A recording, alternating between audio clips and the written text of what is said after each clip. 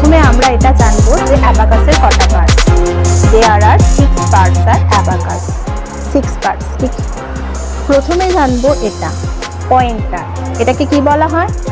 Unit rod বা middle pointer, unit rod বা middle pointer. তারপরে আসছি, এটাকে বলা হয় রড, এটাকে বলা হয় রড, এটাকে বলা হয় লোয়ার বিটস, এগুলোকে বলা হয় আপার বিটস। এই বিটসটা দুজনকে ডিভাইড করে রাখছে কে? এটাকে বলা হয় ডিভাইডার। আচ্ছা, এই পুরো পার্টসটাকে কি বলা হয়? ফ্রেম। তাহলে আমরা কতগুলো পার্টস জানলাম? 6 পার্টস আর অ্যাবাকাস। এবার আমরা জানবো ফিঙ্গার। 5 ফিঙ্গার্স নেই।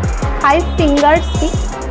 থাম, index finger, middle finger, ring finger, little finger.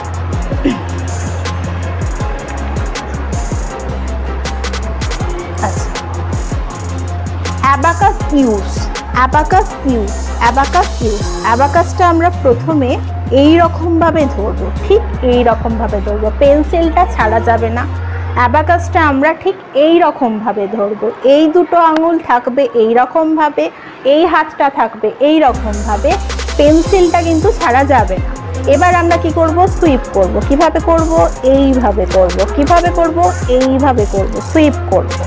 ঠিক আছে, এবার আমরা জানবো ওয়ান কিভাবে করে। ওয়ান কিভাবে করব?